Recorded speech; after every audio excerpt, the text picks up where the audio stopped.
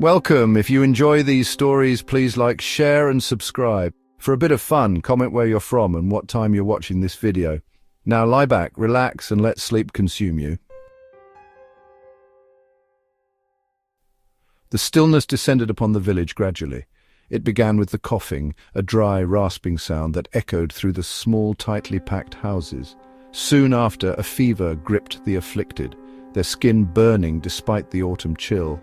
Then came the vacant stare, the listlessness that settled over their features like a shroud.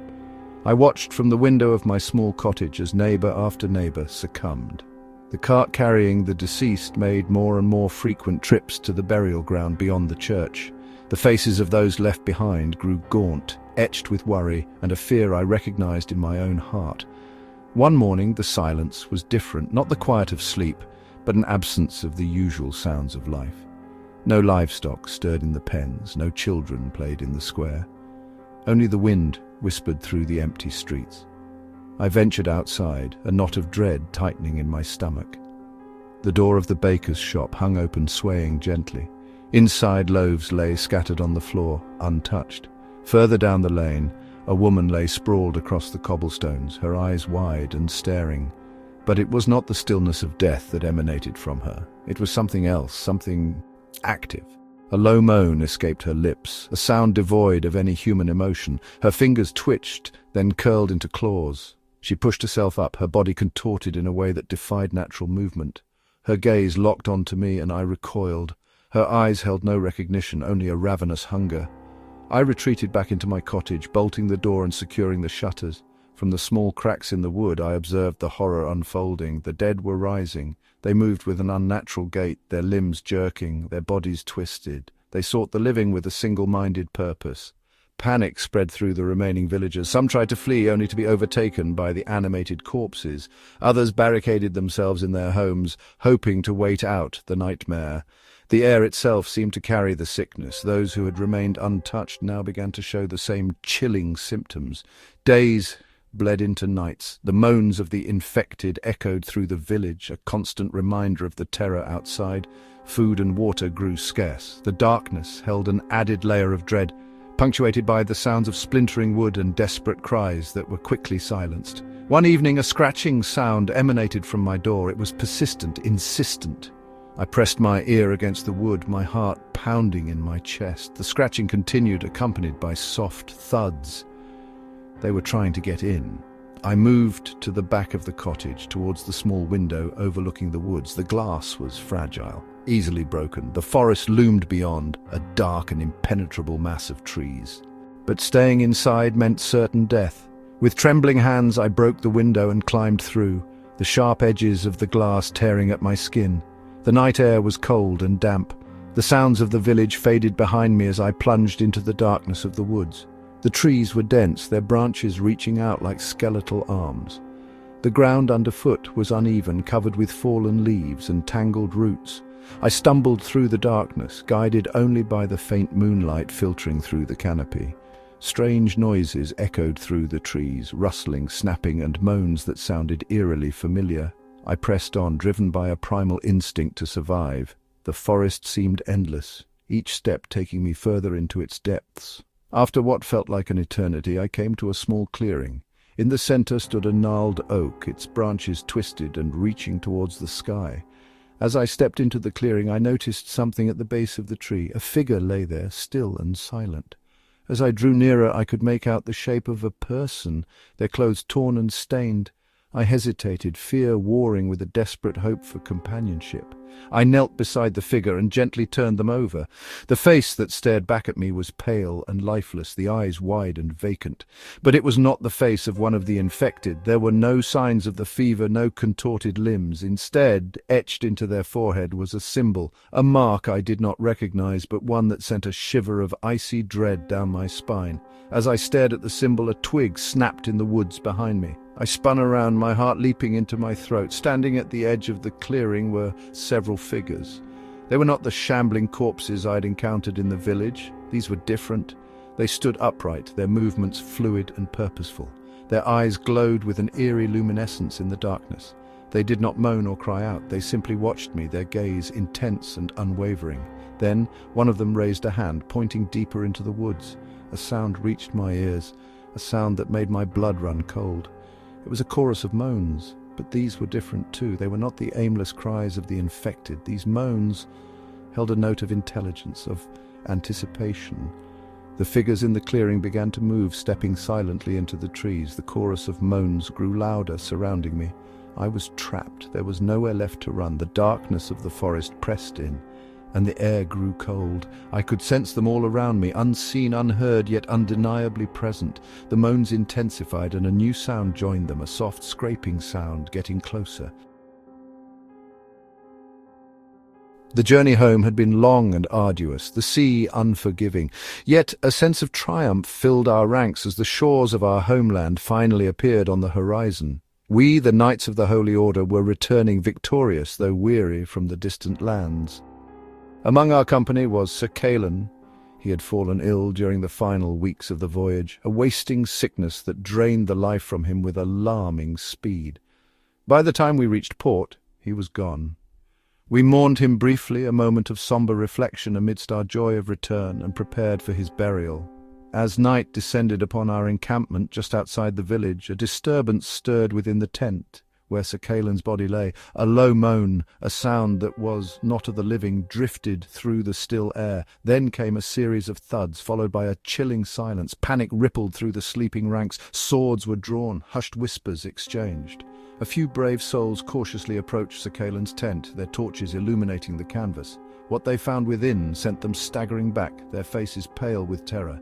Sir Calen was no longer still. He stood, his eyes wide and vacant, his skin stretched taut over bone. A horrifying snarl escaped his lips as he lunged at the first man who entered the tent. The attack was swift and brutal. Sir Calen, though weakened by illness, possessed a terrifying strength in his reanimated state. His teeth tore at his comrade's throat, and the man fell, his screams quickly silenced. The infection spread like wildfire. Those who tried to subdue Sir Calen were bitten, scratched.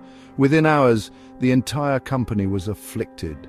The once proud knights, our brothers in arms, now moved with a jerky, shambling gait, their eyes devoid of life, their moans echoing through the night. By dawn, the scene was one of utter horror. The encampment, which had been filled with the anticipation of homecoming, was now overrun by the undead. The knights, clad in their dented and travel-worn armor, were no longer men.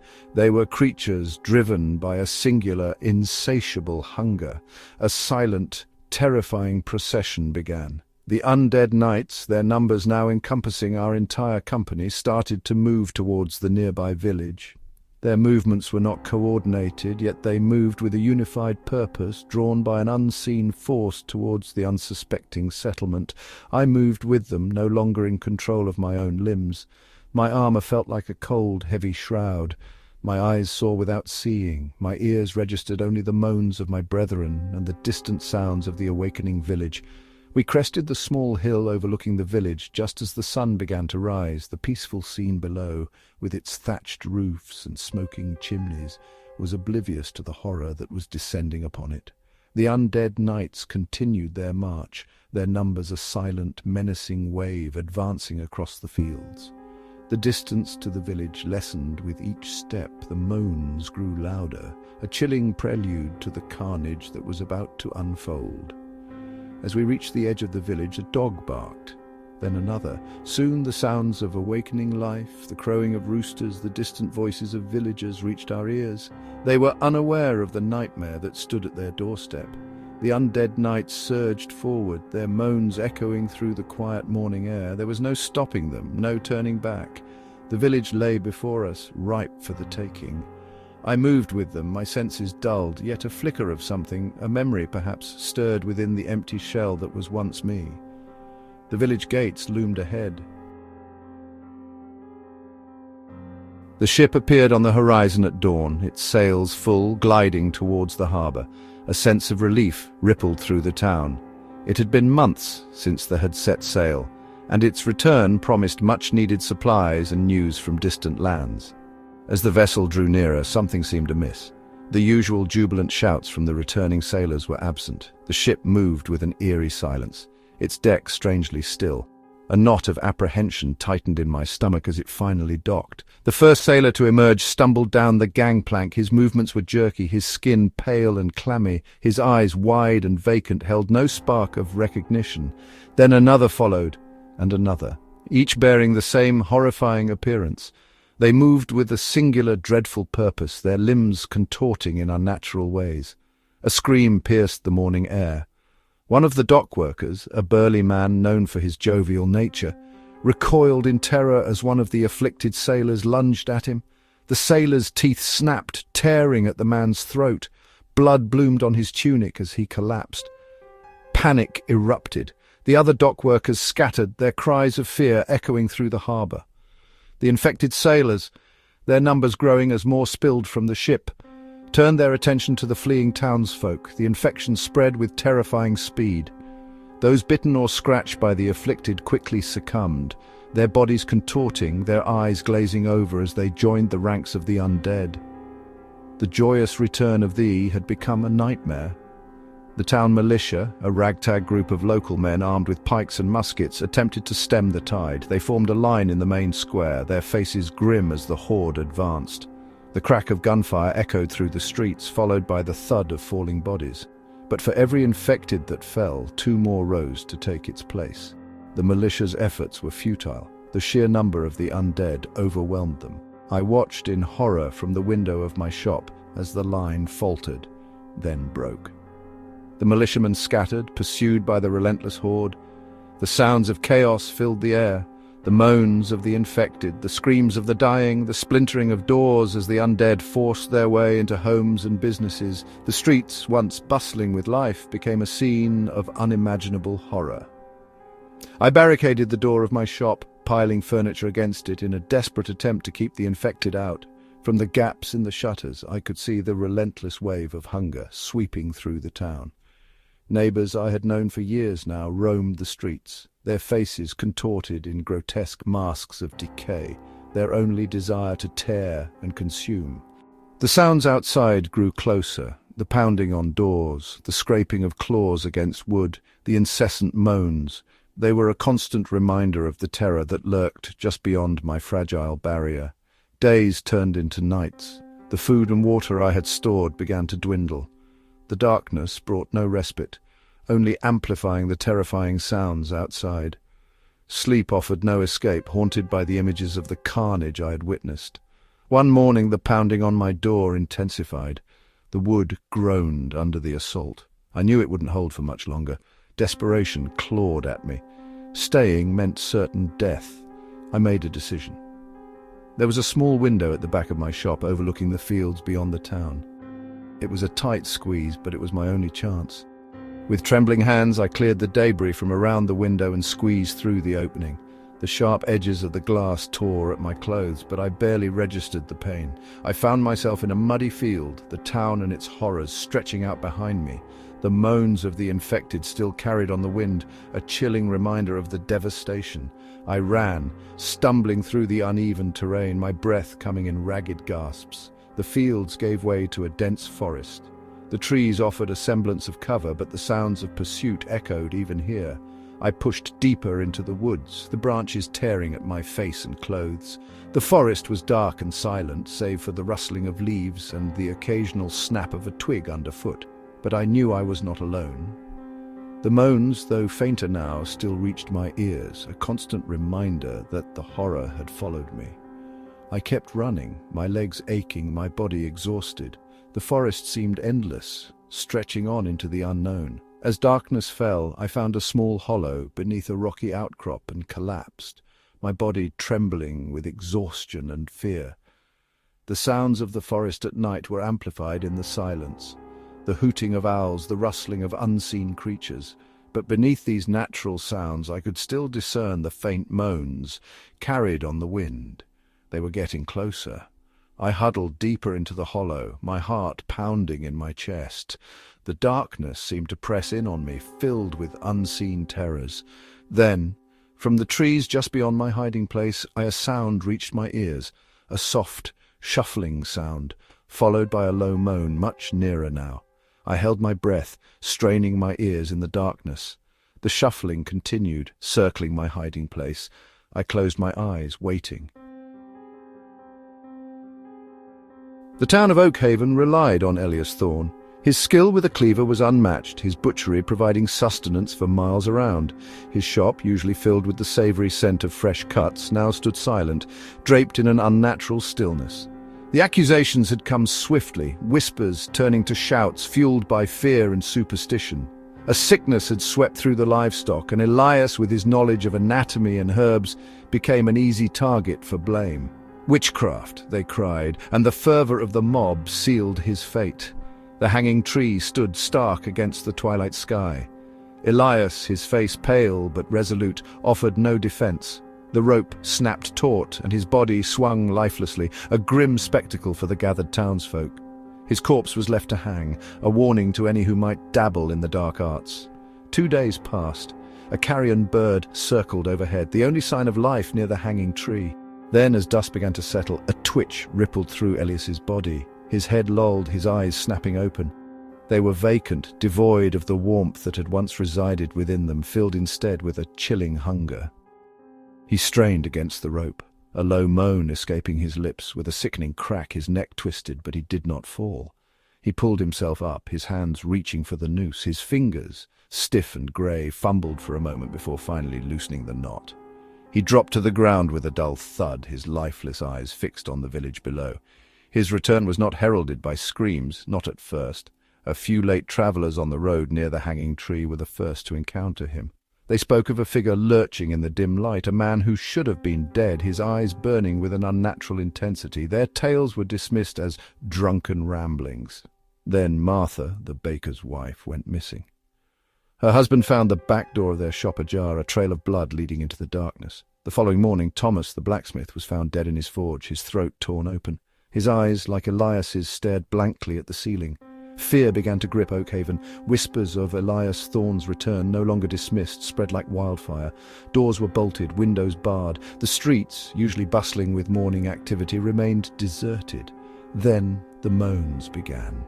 A low, chilling sound that seemed to emanate from everywhere at once. Figures began to emerge from the shadows. Martha, her face pale and bloodied, her eyes vacant. Thomas, his throat ripped open, his movements jerky and stiff. They moved with a singular purpose, their moans growing louder as they sought the living. The horrifying truth dawned upon the remaining villagers. Elias Thorne had returned, and those he killed rose again, their eyes filled with the same chilling hunger. The butcher, even in death, continued his gruesome work, turning the souls of Oakhaven into an army of the undead. Panic erupted. Those who had barricaded themselves in their homes found their defenses tested by the relentless moans and the pounding on their doors. The once familiar sounds of the village were replaced by a cacophony of the damned. A small group of us, armed with farming tools and whatever makeshift weapons we could find, gathered in the center of the village square, our faces etched with terror and desperation. We knew we had to escape, to flee this cursed place before we too joined the ranks of the undead. But as we prepared to make our escape, they came from every direction, the risen villagers, their numbers growing with each passing moment, their moans a deafening chorus, and leading them, his lifeless eyes burning with a terrible hunger, was Elias Thorne, the butcher of Oakhaven, returned from the grave to claim his final gruesome harvest. The horde advanced, and there was nowhere left to run. The moans intensified, surrounding us. The monastery stood isolated atop the mountain, a fortress of stone against the vagaries of the world below. We, the brothers, lived a life of contemplation and prayer, our days measured by the tolling of the bell and the chanting of psalms. The sickness that had gripped the lands beyond our walls seemed a distant threat, a shadow that could not reach our secluded sanctuary. Our days unfolded in a familiar pattern. We rose before dawn, our voices joining in the morning prayers. We tended the gardens, copied ancient texts in the scriptorium, and shared our simple meals in silence. A sense of peace pervaded our lives, a quiet certainty in the sanctity of our existence. Then came the night Brother Michael did not rise for morning prayers. This was unusual. Brother Michael was a man of unwavering devotion, his presence a constant in our daily rituals. Brother Thomas was sent to his cell to inquire. He returned moments later, his face ashen, his eyes wide with a terror I had never witnessed before. He could not speak, only point towards the doorway of Brother Michael's cell. I followed him, my heart pounding with a nameless dread. Inside the small Spartan cell, Brother Michael lay on his cot, his body contorted at an unnatural angle. His skin had a strange, greyish pallor, and his eyes were open, staring blankly at the ceiling. But it was not the stillness of death that emanated from him. It was something else, something active. As we watched, a low moan escaped his lips, a sound devoid of any human emotion. His fingers twitched, then curled into claws. He pushed himself up, his body moving with a jerky, unnatural gait. His gaze fixed on Brother Thomas, and a horrifying snarl escaped his throat. We recoiled in terror as Brother Michael lunged forward. Brother Thomas stumbled back, a look of pure horror on his face. There was no recognition in Brother Michael's eyes, only a ravenous hunger. The infection spread swiftly through our isolated community. One by one, brothers succumbed to the same terrifying transformation. There were no weapons among us, only our faith and the ancient wisdom of the scriptures. We barricaded ourselves in the chapel, the heavy oak doors our only defense against the growing horde of our former brethren. Days turned into a nightmare. The moans of the infected echoed through the monastery, a constant reminder of the horror that had taken root within our sacred walls.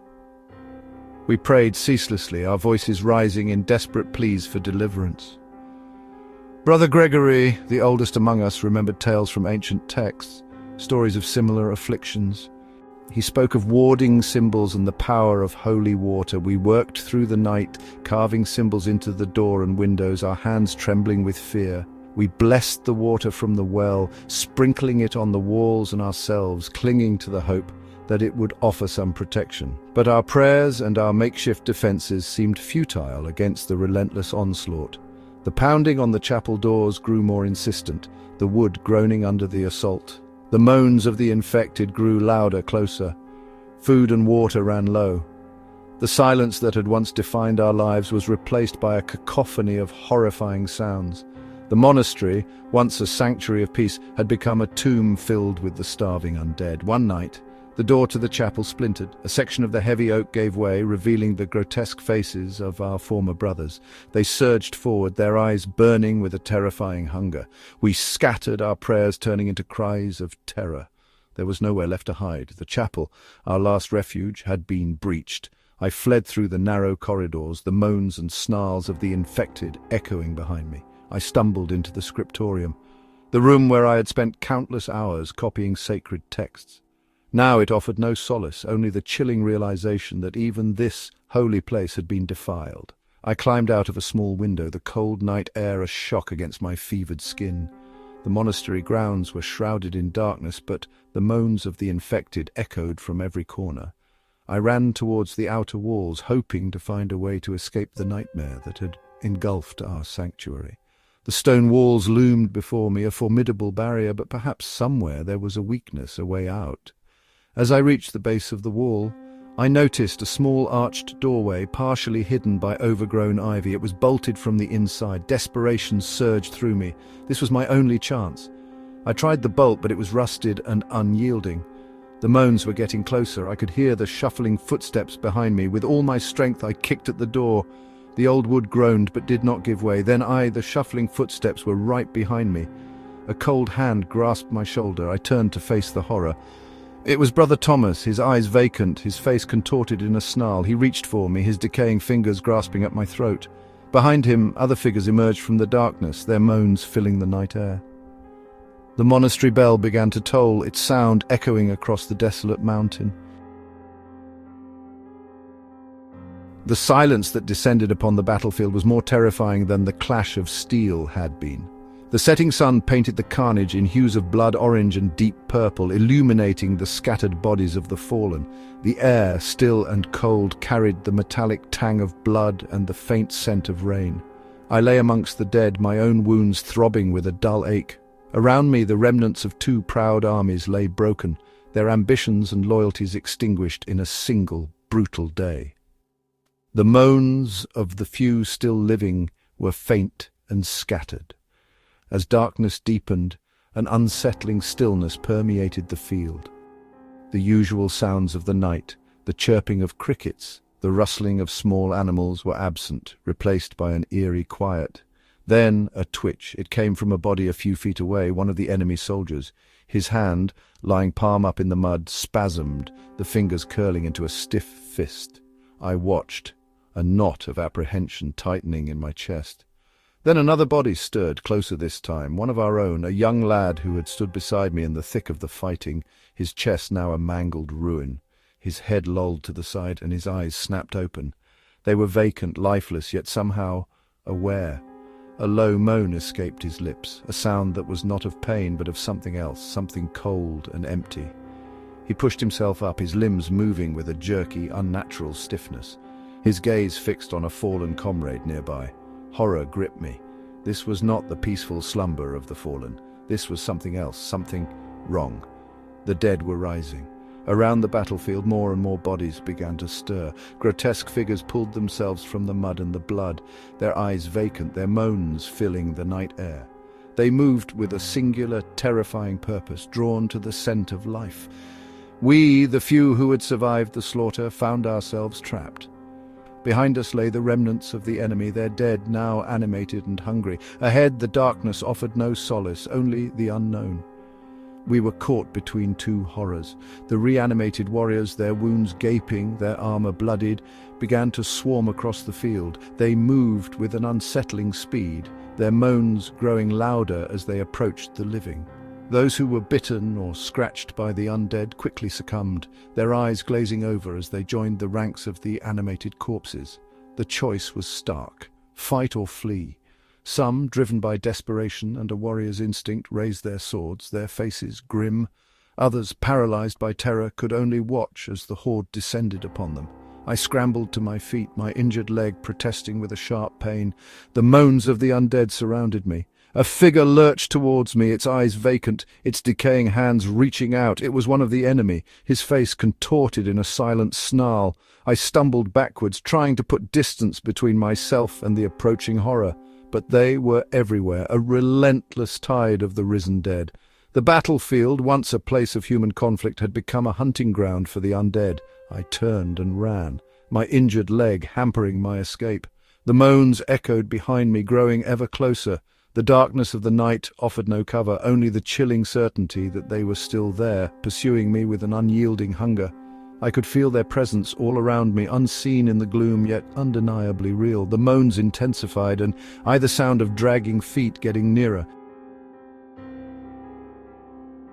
The flames danced high around the pyre, consuming the figure bound to the stake. The villagers stood in a circle, their faces grim, their eyes fixed on the spectacle. A murmur rippled through the crowd as the accused, a man known for his strange practices and whispered dealings with dark forces, writhed against his bonds. As the fire reached its peak, a chilling cry tore through the air. It was not a cry of pain, but a voice filled with malice and a terrible promise. He cursed the town, every man, woman and child, his words hanging in the air like a poisonous cloud even after his voice was silenced by the flames. A sense of unease settled over the village in the days that followed. The crops seemed to wither, the animals grew restless, and a strange stillness descended upon the usually bustling marketplace. Whispers circulated, hushed conversations about the warlock's curse. Then came the night the earth began to give up its dead. It began subtly, with unsettling sounds from the graveyard beyond the church, the scraping of wood, the shifting of earth. Some dismissed it as animals, others as the wind playing tricks. But the truth was far more horrifying. One morning, old Thomas the gravedigger did not appear for his usual work. A group of villagers went to his cottage to check on him. They found the door ajar, the interior silent and still. In the graveyard, several graves lay open, the disturbed earth piled beside them, and Thomas was nowhere to be found. Later that day, a farmer working in his fields near the graveyard screamed. He came running back to the village, his face pale and contorted with terror. He spoke of seeing them, the dead, risen from their graves, their bodies decaying, their eyes filled with a hunger that was not of this world. Panic gripped the village. The stories of the risen dead spread like wildfire, turning fear into outright terror. Doors were bolted, shutters were drawn, and the streets, once filled with life, became eerily deserted. We huddled in our homes, listening to the sounds that began to echo through the village, the dragging of feet, the low moans that seemed to come from everywhere and nowhere at once. The dead were among us, a group of the bravest villagers, armed with axes and farming tools, gathered in the village square, determined to fight back against the encroaching horror. But they were unprepared for what they faced. The risen dead moved with an unnatural resilience, impervious to pain, driven by a single insatiable hunger. The fight was brutal and desperate. The villagers fought valiantly, but their numbers dwindled as more and more of the dead joined the ranks of the undead. The infection, whatever it was that animated the corpses, spread quickly. Those who fell in the fight soon rose again, their vacant eyes turning on their former companions. Desperation set in. The village elders convened, their faces etched with worry and fear. They spoke of ancient lore, of ways to break curses, of rituals that might appease the dark forces that had been unleashed upon them. We searched through old books and forgotten scrolls, poring over cryptic symbols and faded texts, seeking any clue that might offer a way to salvation. We tried every remedy suggested, burning herbs, reciting ancient incantations, even attempting to bless the ground where the warlock had been burned. But nothing seemed to work. The dead continued to rise, their numbers growing with each passing day. The village, once our home, became a hunting ground for the undead. The moans were constant now, a chilling symphony of death that echoed through the empty streets. Food supplies dwindled, and the fear of venturing outside grew with each passing hour. One night I awoke to a scratching sound at my door. It was persistent, insistent. I held my breath, listening intently. The scratching continued, accompanied by soft thuds against the wood. They were trying to get in. I moved to the window, peering out into the darkness. The street outside was deserted, but I could sense their presence, lurking in the shadows. Then a figure emerged from the darkness. It was Martha, my neighbor, her face pale and decaying, her eyes wide and vacant. She reached out a clawed hand towards my door, her lips peeling back in a silent snarl. I retreated from the window, my heart pounding in my chest. The scratching at the door grew more frantic. I knew it wouldn't hold for long. I'd heard whispers of a hidden passage leading out of the village, a secret route used by smugglers in times past. It was said to lead into the dense woods beyond. It was a desperate gamble, but it was my only hope. I searched frantically for the entrance to the passage, my hands trembling as I moved furniture and pulled at loose floorboards. Finally, I found it, a small hidden door concealed behind a tapestry. I slipped through the opening into the darkness of the passage. The air was damp and cold, the silence broken only by the sound of my own breathing. I moved cautiously through the narrow tunnel, my hands outstretched, feeling for any obstacles in the darkness. The passage seemed to stretch on endlessly, winding deeper and deeper beneath the village. The sounds of the undead above grew fainter, offering a momentary respite. But I knew they were still there, their numbers growing, their hunger insatiable. Finally, the passage opened into a small, hidden exit at the edge of the woods. I emerged into the darkness of the forest, the trees looming around me like silent sentinels. The moans of the undead still carried on the night air, a chilling reminder of the horror I had left behind. But now there were other sounds too, the rustling of leaves, the snap of twigs underfoot. I was not alone in the woods. As I moved deeper into the forest, a figure emerged from behind a large oak tree. It was a woman, her clothes torn and stained, her face pale and gaunt. But her eyes held a spark of intelligence, a flicker of recognition. She raised a hand, beckoning me to follow. Hesitantly, I did. She led me further into the darkness, away from the cursed village. But in the distance, carried on the wind, the moans grew louder. And then the sound of shuffling feet getting closer. The arrival of the priest brought a fragile hope to our ailing village. Sickness had swept through our homes like a harsh winter wind, leaving many bedridden and weak. He spoke of ancient rites, of a power to restore health, and we, desperate for relief, welcomed him without question. He led us to the mass grave at the edge of the village, a somber patch of earth where generations of our kin lay buried. He chanted in a language none of us understood, his voice rising and falling in an eerie cadence.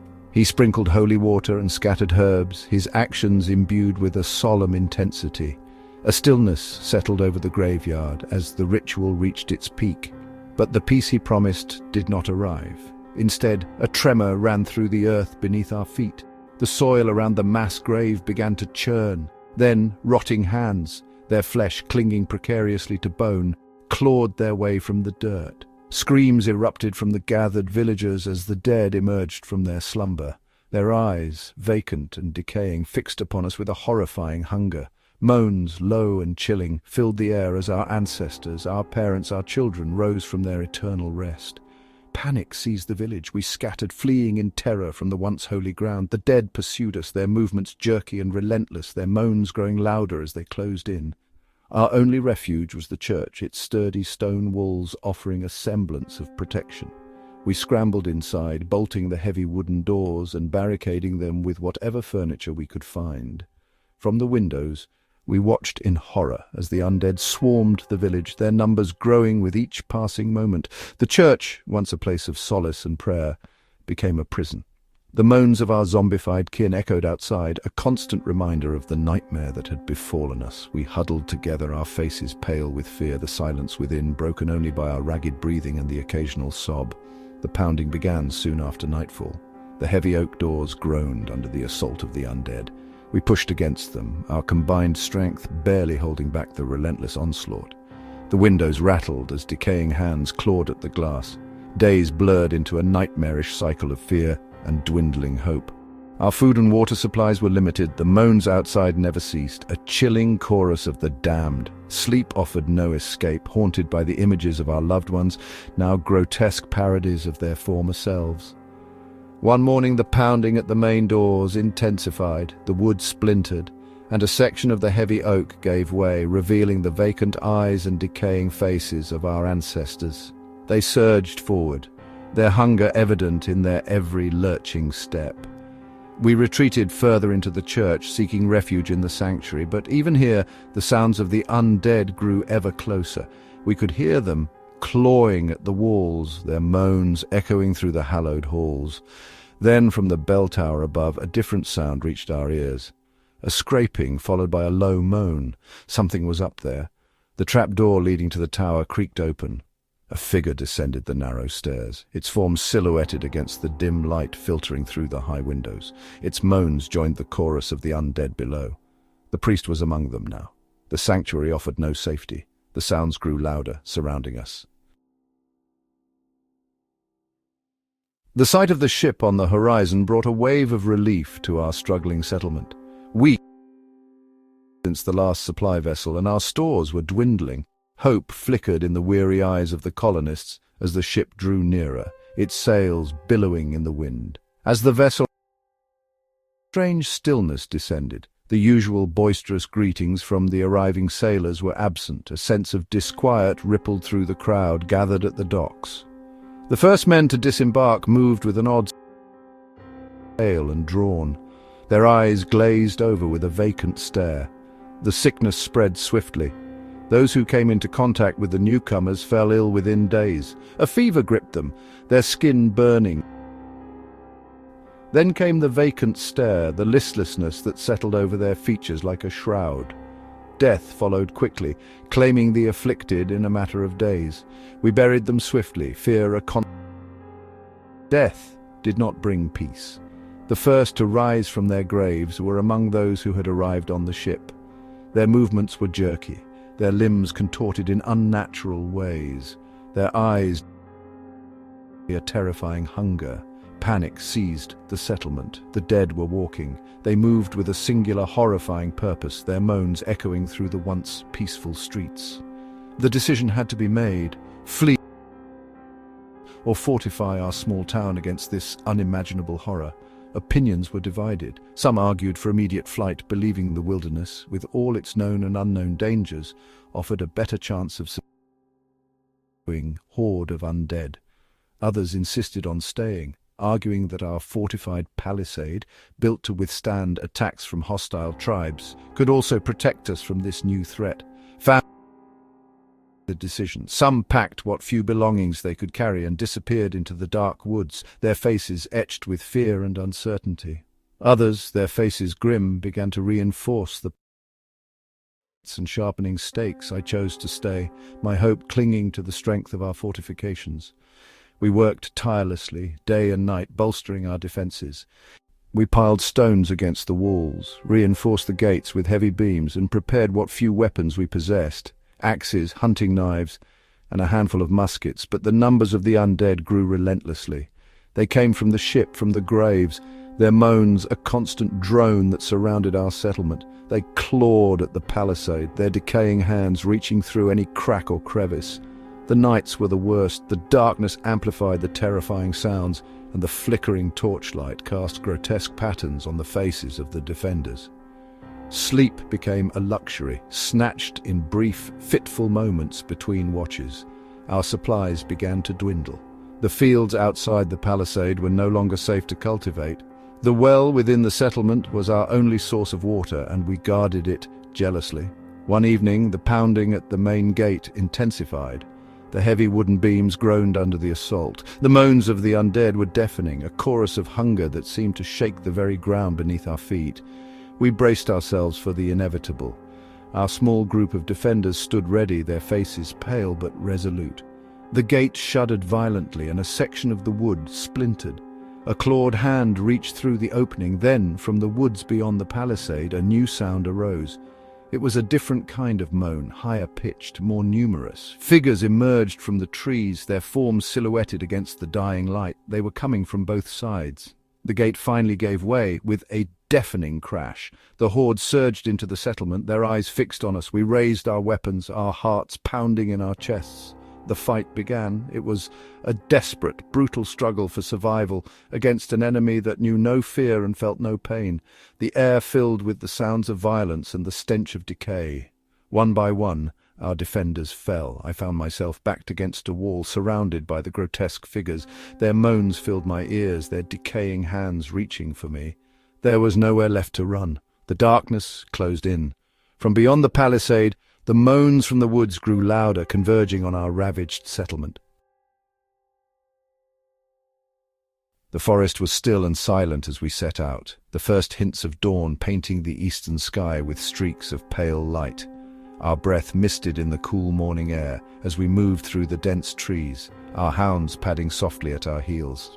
The expectation of a successful hunt filled the air, the promise of fresh venison for the village larder driving us onward. Deeper we ventured into the woods, the familiar paths giving way to tangled undergrowth and ancient trees. A stillness descended, different from the peaceful quiet of the early morning. It was a silence that felt expectant.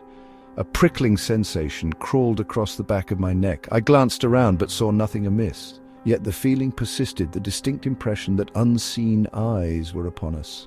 Others in our party shifted restlessly, their hands instinctively gripping their hunting knives and bows. Then we, them. At the edge of a small clearing standing amidst the trees were figures that defied any natural order.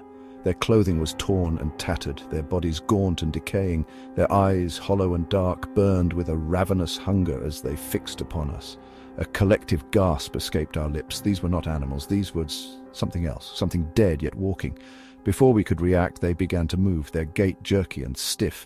They advanced upon us, a silent, menacing horde. The hunt was over. We had become the prey. We turned and fled, the hounds barking in terror as they ran alongside us. The creatures pursued us relentlessly, their moans echoing through the trees, a chilling sound that spurred us onward. One by one, our numbers dwindled. A misstep on the uneven terrain, a stumble, and they were upon you, their decaying hands tearing at flesh.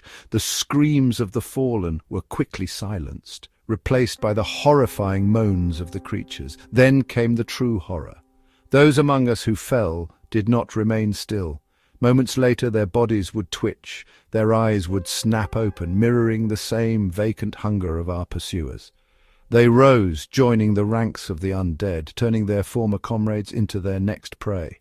Our hunting party, once a group of skilled trackers, was now a scattering of terrified individuals, each fighting for their own survival against an ever-growing swarm of the animated dead. The forest, once a familiar hunting ground, had become a labyrinth of terror. I ran, my lungs burning, my legs aching. The moans of the creatures were all around me, the sounds of their pursuit growing ever closer. I could hear the snapping of twigs behind me, the rustling of leaves as they closed in. I stumbled and fell, the rough ground scraping at my skin. As I tried to rise, a figure emerged from the trees, its decaying face inches from mine, its vacant eyes filled with a terrifying hunger. A low moan escaped its lips as it reached for me. I scrambled backwards, my heart pounding in my chest. More figures emerged from the darkness of the woods, their moans joining the chilling chorus. There was nowhere left to run. We rode into the village under a sky the color of bruised plums. The villagers parted before us, their faces a mixture of fear and a grim satisfaction. We were the instruments of divine justice, come to cleanse their community of the taint of witchcraft. The woman they called a sorceress was a gaunt figure, her eyes burning with defiance even as she was dragged to the pyre. She spat curses as the flames licked at her feet, her voice rising in a chilling shriek that echoed through the silent square. Even as her body was consumed, the air seemed to crackle with a residual malevolence. We spent the night in the village, satisfied that we had purged the evil that plagued it. A strange stillness settled over the town after the execution, a quiet that felt unnatural. The following morning, a blood-curdling scream pierced the dawn. It came from the direction of the graveyard.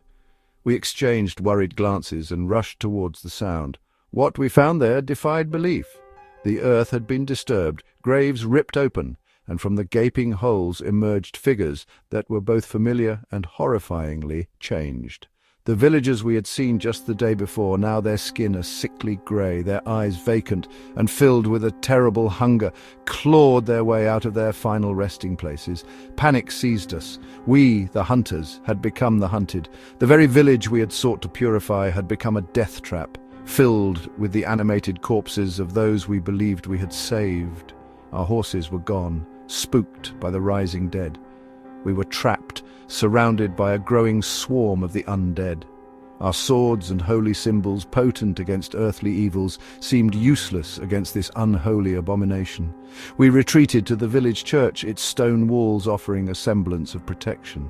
We barricaded the heavy wooden doors, our hearts pounding in our chests as the moans of the approaching horde grew louder. From the windows, we could see them, a shambling mass of the dead, their numbers increasing with every moment. They clawed at the doors, their decaying hands reaching through the cracks. The sounds of their moans and the scraping of their nails against the stone were relentless. Days blurred into a nightmarish cycle of fear and dwindling hope. Our food supplies were limited, and the well in the courtyard was no longer accessible, surrounded as it was by the undead. The silence within the church was punctuated only by our ragged breathing and the incessant moans from outside. We tried to find a way to escape, searching the church for secret passages or hidden exits, but the building offered no respite, only the grim reality of our confinement. The windows were too high, the walls too thick. One night the pounding on the main doors intensified, the heavy wood groaned under the assault. We braced ourselves, knowing it was only a matter of time before they broke through. Then a new sound reached our ears, a scratching from the bell tower above. We looked at each other, our faces etched with confusion and dread. Something was up there. Brother Michael, the youngest of our group, volunteered to investigate. Armed with a torch, he cautiously made his way up the winding stairs to the bell tower. We waited below, our anxiety growing with each passing moment. Then a blood-curdling scream echoed from above, followed by a sickening thud. Brother Michael did not return. The scratching from the bell tower continued, accompanied now by a low, guttural moan. The sounds were getting closer, descending the stairs. The pounding on the main doors reached a fever pitch. The wood splintered, and the heavy doors began to buckle inwards. We drew our swords, our hands trembling, our eyes fixed on the encroaching horror. The doors finally gave way, revealing a mass of decaying figures surging into the church. And from the stairwell leading down from the bell tower, another figure emerged, its form silhouetted against the faint light. It was Brother Michael, but his eyes were vacant, his face contorted in a horrifying snarl. He joined the horde, his moans adding to the chilling chorus. We were trapped, surrounded by the living dead with no hope of escape. The moans intensified, and the figures began to close in. The mountain had always been our provider, its depths yielding the awe that sustained our isolated community. We toiled in the darkness, the clang of pickaxes echoing through the tunnels, our lives measured by the slow accumulation of wealth extracted from the earth. Then we dug deeper than ever before. We breached a cavern none of the old-timers had ever encountered, a vast space filled with an unsettling stillness. In the center of the cavern, rows upon rows of ancient bones lay undisturbed, a forgotten burial ground swallowed by the mountain. A sense of unease settled over the mining camp after the discovery. The air in the tunnels felt colder, the silence more profound. Some of the men complained of headaches, of a persistent weariness that no amount of rest could alleviate. The sickness began subtly, a fever that swept through the camp. Men coughed, their bodies racked with chills. Then came the vacant stare, the listlessness that drained the life from their eyes. Death followed swiftly, claiming the afflicted in a matter of days. We buried them in the small plot outside the mine entrance, the numbers growing alarmingly fast. But the earth did not hold them. The first to return were those who had died on in the cavern, their bodies twisted in grotesque shapes, their eyes wide and empty. They moved with a jerky, shambling gait, their moans echoing through the camp, a sound that chilled us to the bone. Panic erupted. The living barricaded themselves in their cabins, fear a tangible presence in the cramped spaces. The infected roamed the camp, their numbers multiplying as more of the deceased rose from their graves. A handful of us, those who had remained untouched by the sickness, gathered in the main cabin, our faces grim. We knew if this horror escaped the mountain, it could spread to the world beyond. We had to seal the tunnels, to entomb the evil we had unearthed.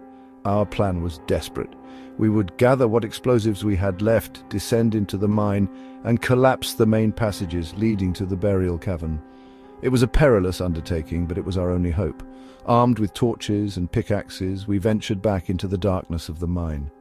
The familiar tunnels now felt alien, filled with an oppressive silence broken only by the occasional drip of water. The moans of the infected echoed from the deeper levels, a constant reminder of the danger that lurked below. As we descended, we encountered them, the animated corpses of our former colleagues, their faces contorted in silent snarls, their hands reaching out with a horrifying hunger. We fought them off with our pickaxes, the sounds of the struggle echoing through the narrow tunnels. Reaching the main cavern was a descent into hell. The air was thick with the stench of decay. The bones of the ancient dead lay scattered across the floor, disturbed by the emergence of the newly risen.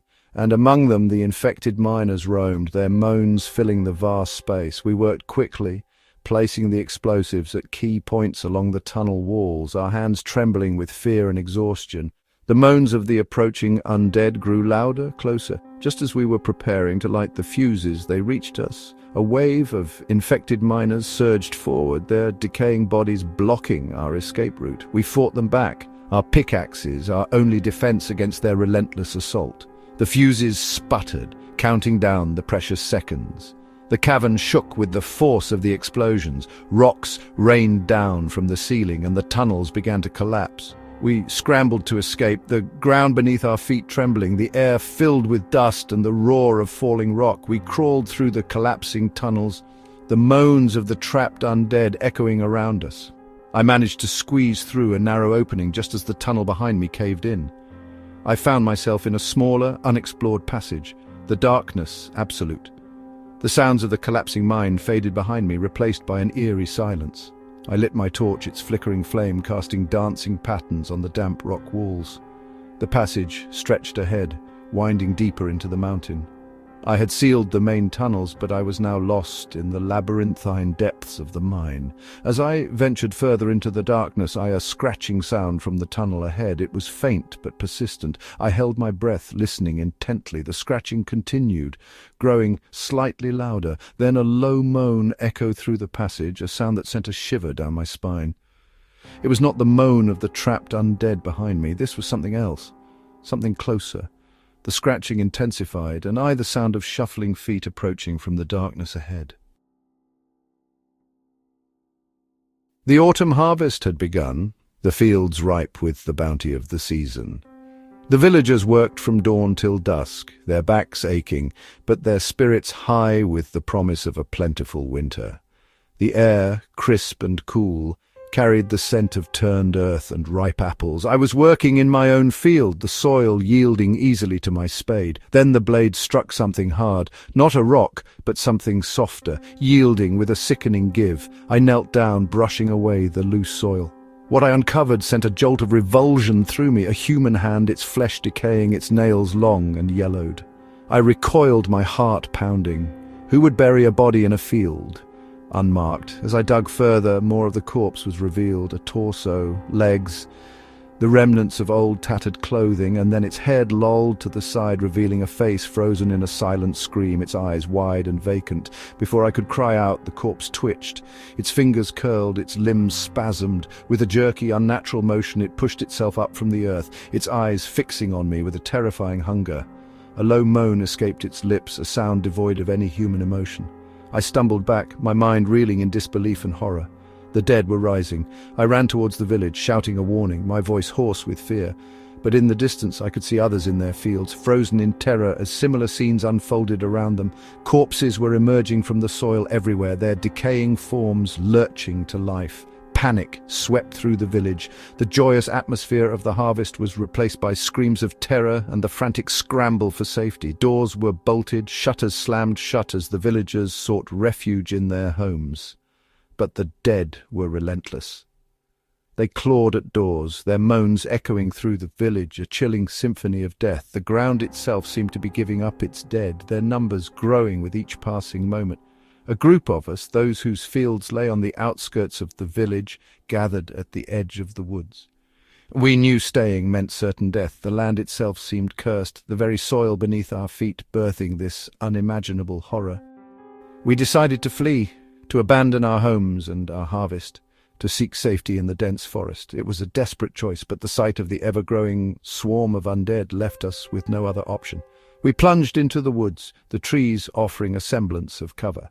The sounds of the village faded behind us, replaced by the rustling of leaves and the snapping of twigs underfoot. But the moans of the undead still carried on the wind, a constant reminder of the terror we had left behind. We travelled for what felt like an eternity, our bodies aching with exhaustion, our hearts heavy with the loss of our homes and our way of life. The forest was dark and unforgiving, filled with unseen dangers. Every shadow seemed to conceal a lurking horror, every sound sent a jolt of fear through us. As dawn broke, we found a small clearing and collapsed, our bodies trembling with exhaustion. We had managed to put some distance between ourselves and the village, but the moans were still there, faint but persistent.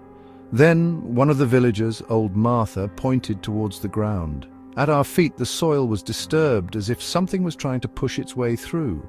A collective gasp escaped our lips as a pale, decaying hand broke through the surface. The hand twitched, then curled into a claw.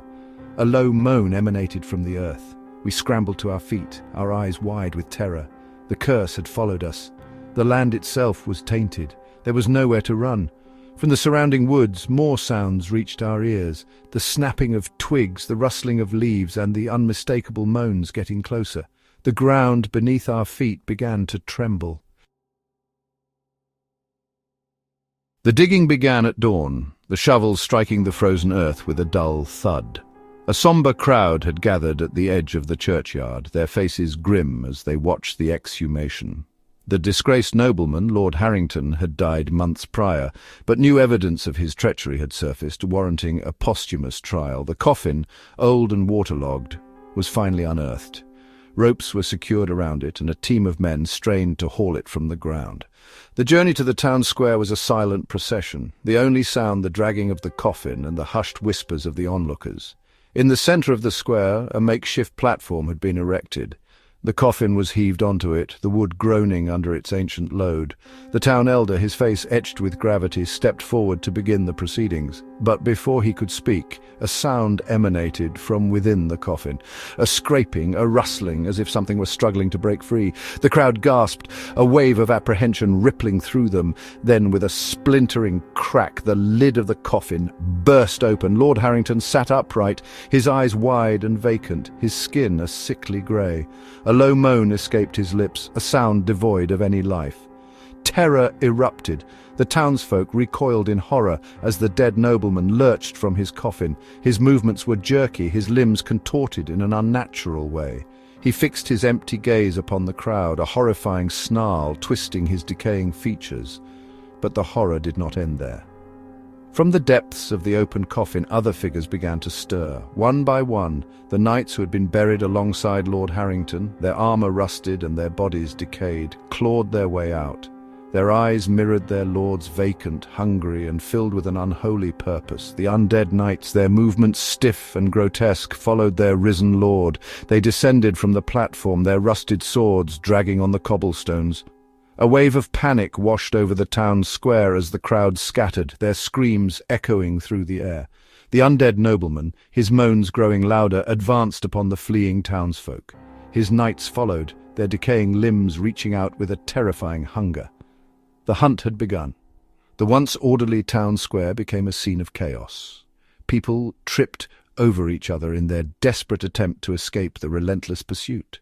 The undead moved with an unnatural speed, their moans filling the air as they closed in on their prey. I ran pushing through the panicked crowd, my heart pounding in my chest. The sight of the risen nobleman and his knights was etched into my mind, a horrifying spectacle that defied all reason. I sought refuge in the narrow, winding streets, hoping to lose myself in the maze of houses and alleyways. But the moans of the undead echoed from every direction, their presence a constant chilling reminder of the danger that lurked around every corner. I barricaded myself inside my small cottage, piling furniture against the door and windows. From the cracks in the shutters I could see them. The undead townsfolk, now indistinguishable from the risen nobleman and his knights, their vacant eyes searching, their moans incessant. Days turned into nights. The sounds of the hunt continued unabated. The moans never ceased, a constant drone that permeated the silence of my barricaded home. Food and water grew scarce. The darkness offered no comfort, only amplifying the terrifying sounds outside. One evening, a pounding began at my door.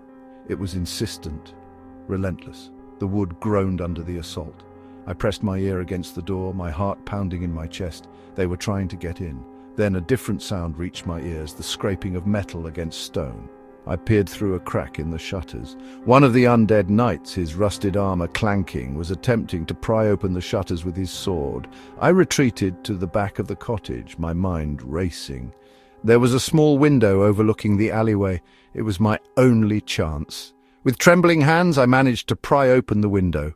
The alleyway was dark and deserted. I squeezed through the opening, the sharp edges of the glass tearing at my clothes. I landed on the cobblestones below, my breath catching in my throat. The moans of the undead echoed from the street ahead. I turned and ran in the opposite direction, plunging into the darkness of the alleyway. The alley opened into a wider street, and I could see them. The undead, their numbers seemingly endless, their moans filling the night air. They spotted me, their vacant eyes fixed on me, and they began to shamble towards me, their movements jerky and relentless. There was nowhere left to run. The moans grew louder, and the shuffling feet drew nearer. The pounding against the main doors began just after nightfall, a relentless assault, a percussive drone that vibrated through the very stone of the manor. We had retreated to the great hall. The family and the remaining servants huddled together, fear a tangible presence among us.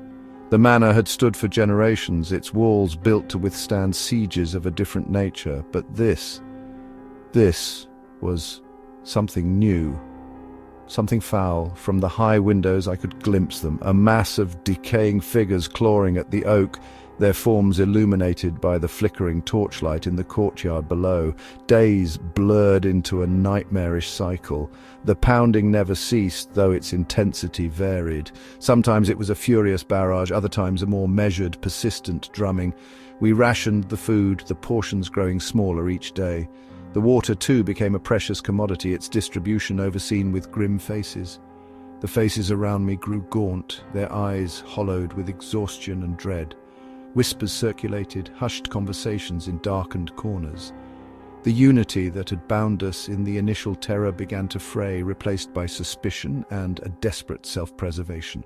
I noticed furtive glances, hands clutching hidden possessions. One morning, the pounding at the east gate ceased. A silence descended, more terrifying than the relentless noise.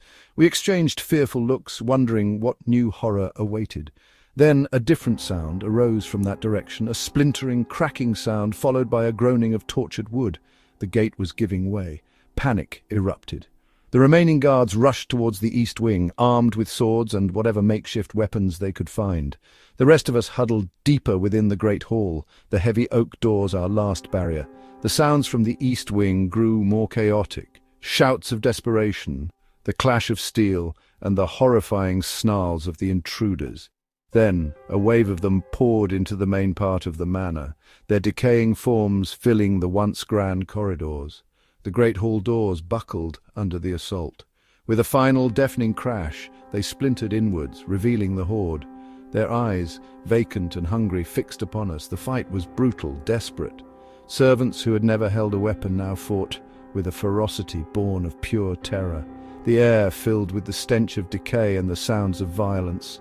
I wielded a heavy candlestick, swinging it wildly at the grotesque figures that lunged towards me.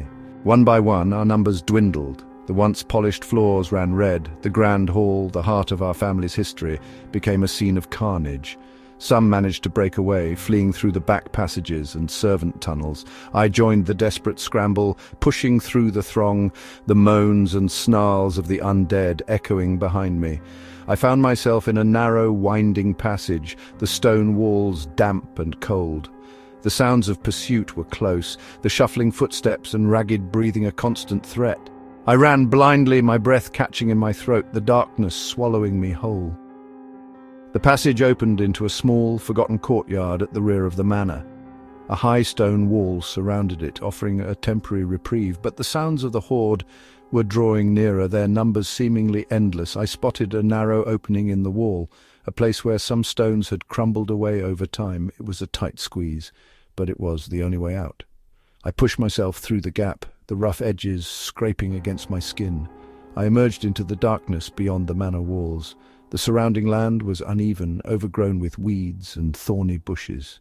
The moans of the undead echoed from the manor, a chilling reminder of the horror I had just escaped. I stumbled through the darkness, my only goal to put as much distance as possible between myself and the besieged estate. The night was moonless, the darkness absolute. Every rustle of leaves, every snap of a twig sent a jolt of fear through me. As I crested a small rise, I looked back. The manor stood silhouetted against the dark sky, its windows glowing with an eerie light. Figures moved within, their shapes grotesque and distorted. Then I noticed something else.